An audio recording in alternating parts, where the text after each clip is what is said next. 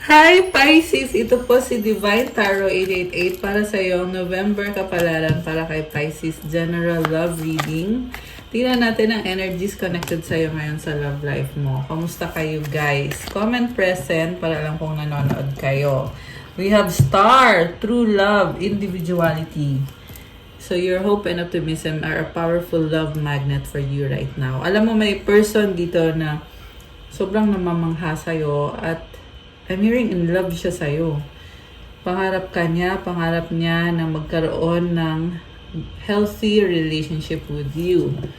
And then through love, a deep and enduring connection going beyond superficial attraction. So, malalim tong connection na to. And with the star card, nakikita ko mukhang sikat ka or maraming humahanga sa'yo, maraming nakakakilala sa'yo. So, nagmamahalan kayo nitong taong to. Pero tingnan natin guys ha. When it comes to compatibility and attraction, yes, sobrang attracted kayo sa isa't isa. Individuality, be wary of possessive partners. Maintain your individuality. So gusto mong lumaya, gusto mong maramdaman yung freedom mo. Medyo nasasakal ka dito sa taong to kasi parang feel mo na marami siyang pangarap sa inyo pero hindi naman niya nagagampanan yung role niya sa relationship niyo or sa connection niyo. Kaya gusto mong magkaroon ng space sa inyong dalawa. With this card na individuality, mas gusto mong i-enjoy muna yung life mo. Okay. So, ano bang nangyayari dito? Tingnan natin. Kuha tayo ng message. Okay. Dalawa. Freedom, there's nothing stopping you. The path is clear if you want it to be. My beloved, though we may be physically apart, spiritually we are always united. For love transcends space and time, nothing is missing.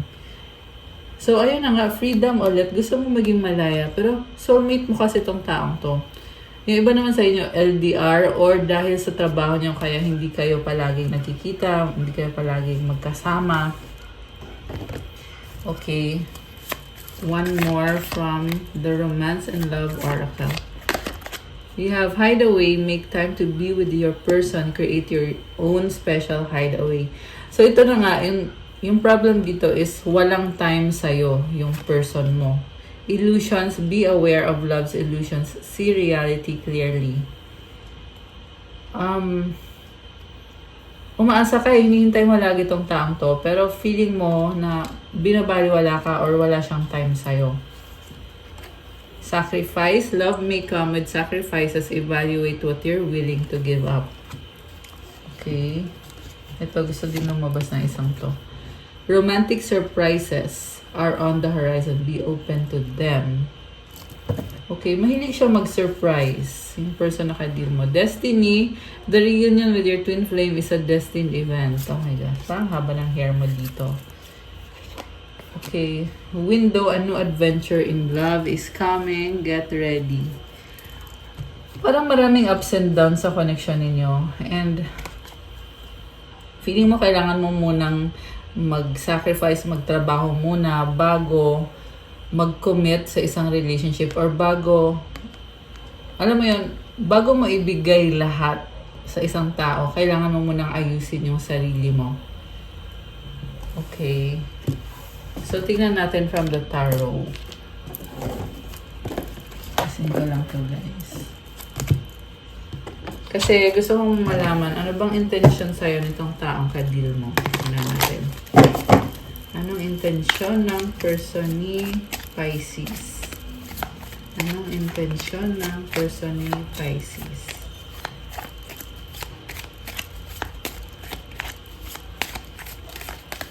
Okay.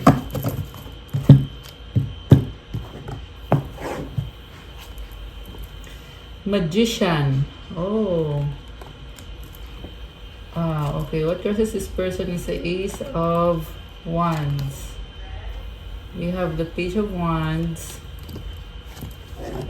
Three of Wands. Oh my gosh. Ba't parang kinikilig ako dito sa person na to? Okay, una sa lahat, Magician, this is someone na ready na siya, sabi dito. Handa na siya, pero inisip niya, ano bang uunahin ko?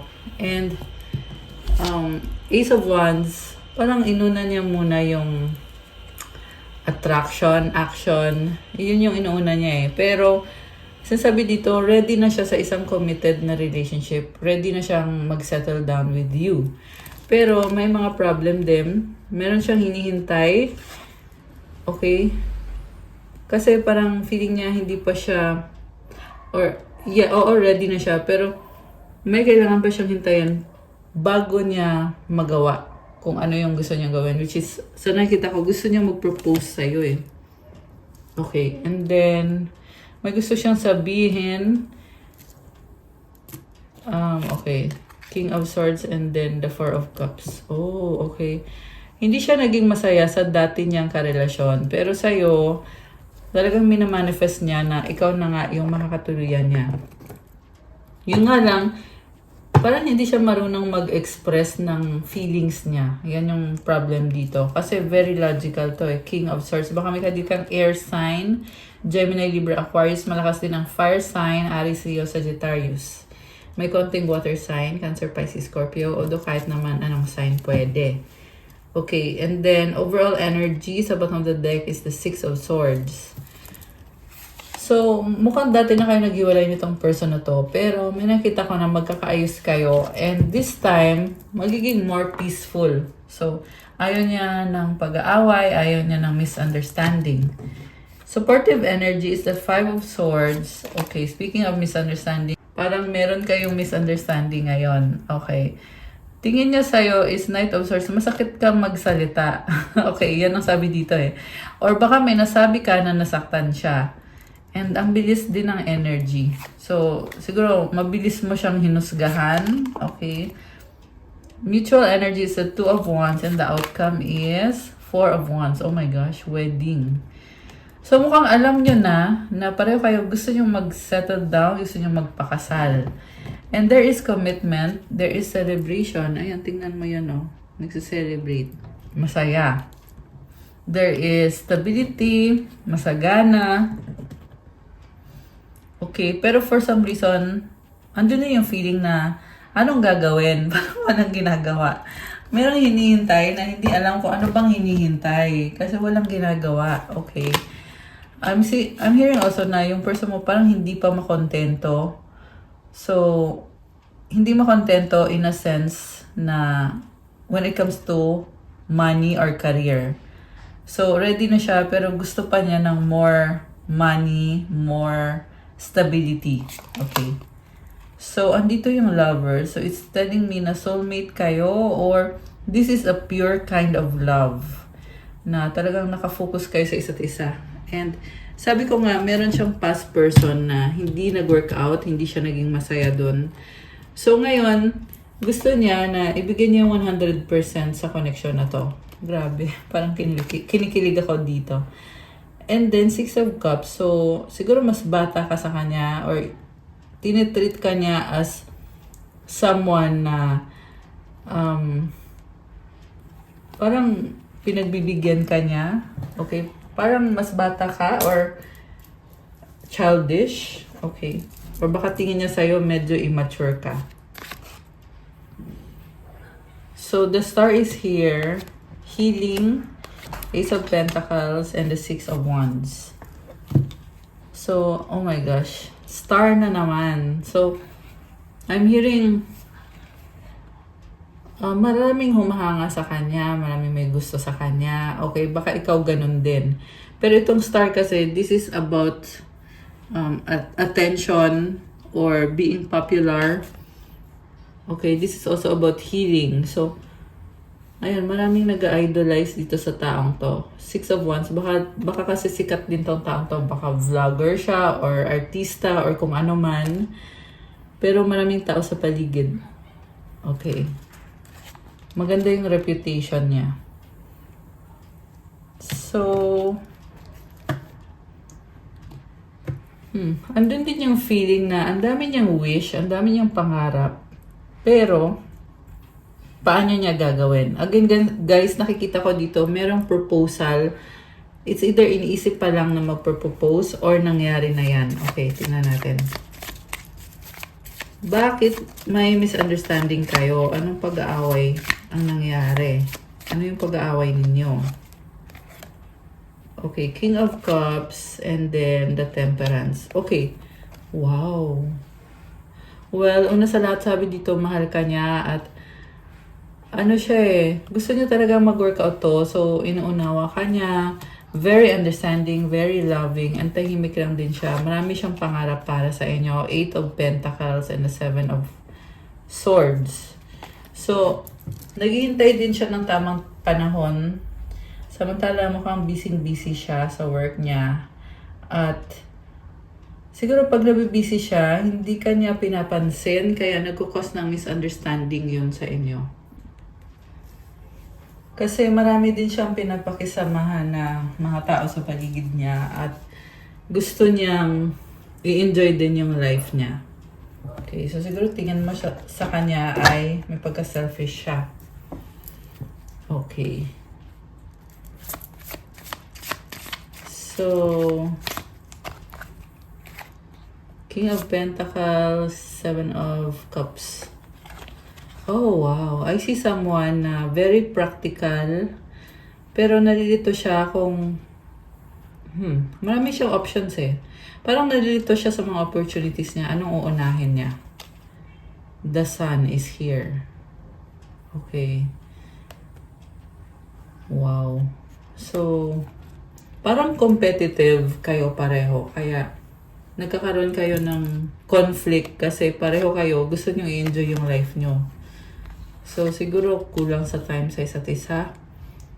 3 of Cups and the Ace of Cups. Ayan, may mga ibang tao sa paligid. So, meron ding pagsiselos. 7 of Pentacles, 4 of Pentacles, Queen of Cups. Oh, okay. Parang nakikita ko sa'yo, nagpipigil ka lang. Pero, gusto mo ding tulungan ka niya at gusto mong magkaroon ng pag-uusap sa inyo. Pero, hinihintay mo siya Gusto mo na siya yung mag-first move sa'yo. Gusto mong mag-reach out siya sa'yo. Okay, Page of Pentacles and the Judgment card. Parang sasabi dito, gusto mo na matapos yung problema ninyo. Ayan, Death card So, may nakita kong separation, naghiwalay kayo or pinaplano mo pa lang na maghiwalay kayo. And hindi madali para sa'yo kasi minahal mo din naman tong taong to. Pero you know your worth. You have the Empress here.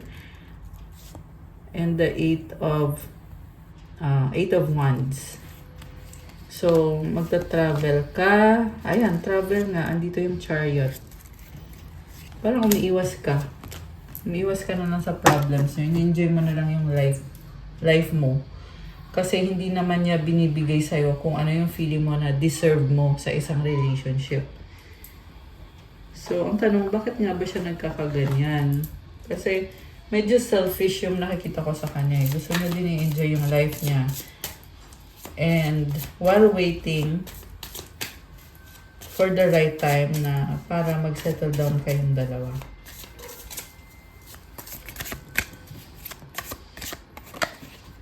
Oh, sexual desire. It hurts so much. I wish I could be fully honest with you. So, nagkaroon ba ng third party? Kasi, mukhang ito yung problem Sexual desire. I don't want to be who I used to be. You deserve better. Sinasabi niya dito na kung dati, sa past relationship niya, nagkaroon sila ng problem, sa'yo, hindi na mangyayari yon. Hindi ka na niya lolokohin. Okay. I long for your kiss.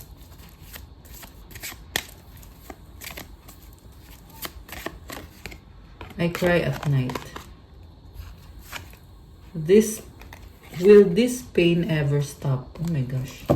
Sobra siyang emosyonal. The passion is too much. Grabe. Kawawa. I want to be different. Alam mo, sabi dito gusto niya magbago at special ka sa kanya. Kaya sana bigyan mo daw siya ng chance. Kasi sobrang siyang attracted sa'yo. Okay, so ano pa bang mga energies dito? Tingnan natin, guys. Gamitin ko yung oracle cards na ginawa ko. Ano pa ba? Uy, okay. Tumalon tong isang to. Friend zone. BFF. Crowded, magulo.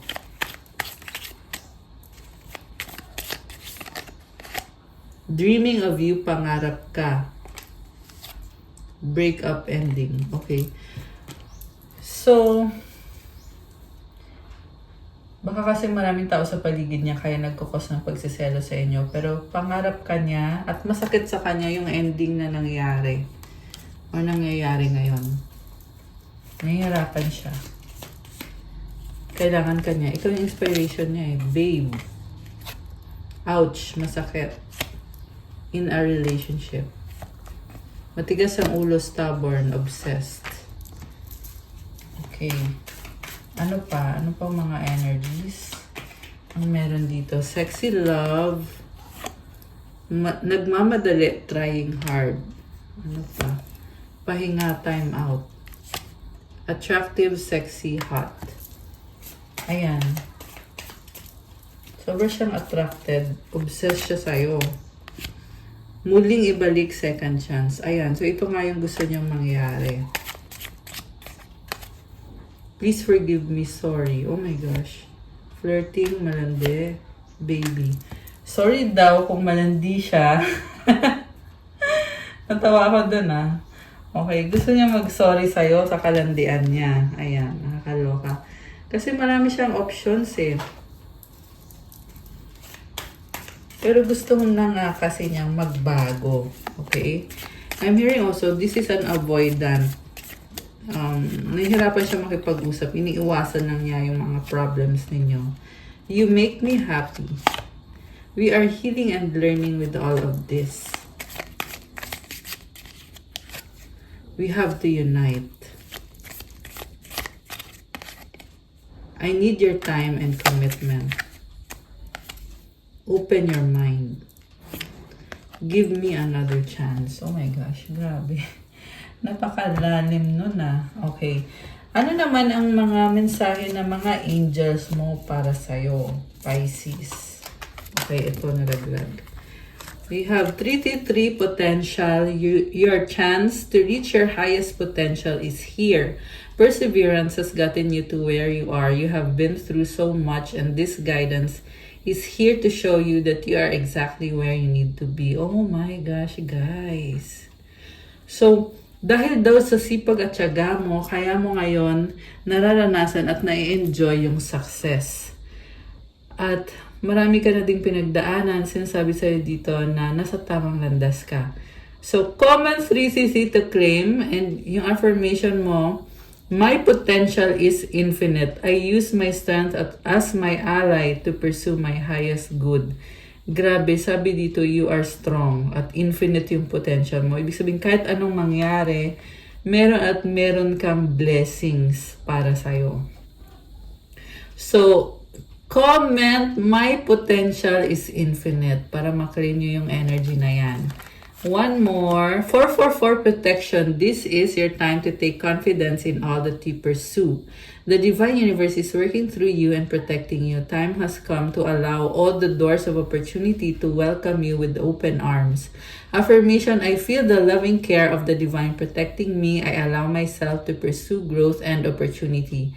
So, lakasan mo daw yung confidence mo ngayon kasi andyan si universe, tinutulungan ka, nasa sayo mismo at pinoprotektahan ka pa. At yung mga opportunity daw, papasukin mo daw, i-welcome mo daw sa buhay mo. I love it for you. So, i-claim mo tong napakagandang energy na to. Comment 444. Comment, I am protected. Ayan, guys. And advice para sa'yo. Tingnan natin. Anong advice para kay Pisces? Advice. Okay. Aging. Okay, bakit naman aging? Isa pa nga. Ito. Perfectionism. Permission to make mistakes is so freeing. It's the root of creativity and change. Allow me, divine, to make as many mistakes as I need. Free me from the prison of perfectionism. So, hindi daw kailangan perfect ang lahat. Kung marami kang pagkakamali, chance mo yan para maging creative, para magkaroon ng pagbabago sa buhay mo. Kaya, kumalma ka. Okay? Okay lang na magkamali. Dapat hindi ka maging perfectionist. Okay? Be easy sa sarili mo. Be creative and welcome change. Open your mind kasi nasa sayo si God. Allow me, divine, to make as many mistakes as I need. So, free yourself. Ayan, I love it kasi may butterfly and ang ganda ng colors. Ayan. Okay, guys, that's what I have for you, Pisces, for your November kapalaran.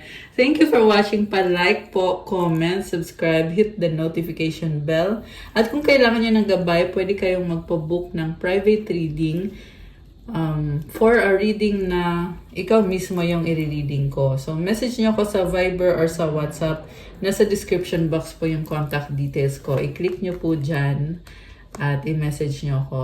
Thank you. I love you guys. I love you, Pisces. Bye!